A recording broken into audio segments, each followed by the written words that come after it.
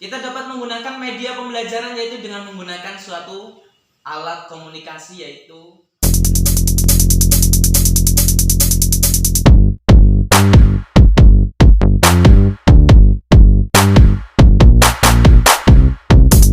Assalamualaikum warahmatullahi wabarakatuh. Perkenalkan, nama saya Arwan Adi Prianto dari kelas F semester 4 kampus IAIN Kebumen. Pada kesempatan hari ini saya akan menyampaikan beberapa tentang media dan sumber pembelajaran. Yang kali ini pertama akan saya sampaikan yaitu adalah pengertian sumber dan media pembelajaran. Yang kedua adalah manfaat daripada media dan sumber pembelajaran. Yang ketiga adalah contoh-contoh daripada sumber dan media pembelajaran.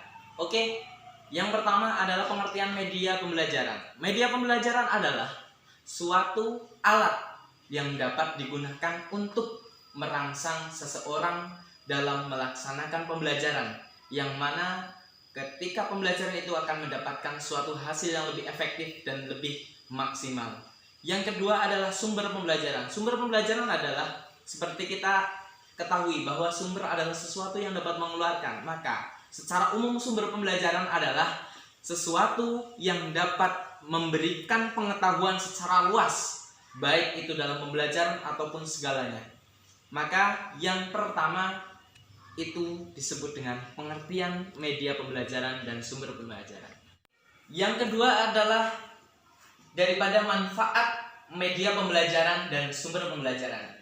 Adapun yang pertama media pembelajaran, manfaat daripada media pembelajaran yang kita ketahui adalah bagaimana suatu pembelajaran itu akan lebih mudah dapat dipahami dan dapat mudah untuk dicerna, serta sebagai suatu motivasi bahwa suatu media pembelajaran akan dapat memberikan suatu pembelajaran yang berbeda. Seperti halnya pada tahun ini, yaitu dengan adanya COVID-19 atau COVID-19 yang kita ketahui pada saat ini.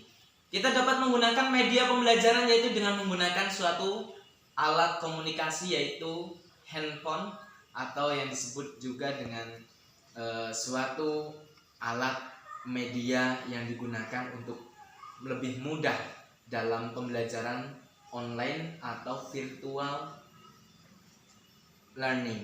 Oke, ini adalah suatu contoh media pembelajaran dan sebagaimana manfaatnya tanpa kita harus belajar sesuai dengan tatap muka, namun kita tetap tanpa mengurangi kualitas dan tanpa kita mengurangi suatu materi, kita dapat menyampaikan materi itu melalui suatu HP atau media alat pembelajaran ini. Yang kedua, sumber pembelajaran. Artinya, suatu manfaat sumber pembelajaran adalah suatu hal yang dapat memberikan pengetahuan. Karena tanpa suatu sumber pembelajaran, ilmu akan terbatas dan suatu pengetahuan itu juga akan minimal. Suatu contoh juga, ini adalah sebuah buku yang mana memiliki sumber pembelajaran. Ataupun bisa selain daripada buku, dari buku ini dapat memberikan suatu pengetahuan yang tidak kita ketahui. Yang pertama adalah sumber. Yang kedua, bisa jadi selain daripada buku, orang juga termasuk merupakan suatu sumber pembelajaran. Kenapa? Karena suatu manusia atau suatu guru atau suatu orang itu akan memberikan suatu pembelajaran yang mana tidak ada dalam suatu hal yang lainnya. Seperti halnya dengan menggunakan suatu pesan atau message. Yang kedua atau suatu knowledge atau pengetahuan, atau yang mungkin bisa disebut dengan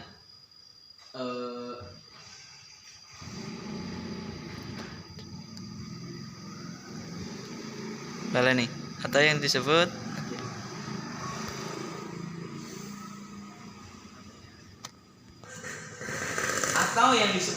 dengan pengetahuan atau wawasan, atau yang disebut bisa juga dengan suatu pengalaman. Because the experience is the best of teacher. Pengalaman adalah suatu hal yang menjadikan terbaik dalam suatu pendidikan. Maka pengalaman guru atau sebuah pesan daripada guru itu adalah merupakan suatu sumber daripada pembelajaran. Itu yang dapat saya sampaikan dari saya. Thanks so much for your attention. Assalamualaikum warahmatullahi wabarakatuh.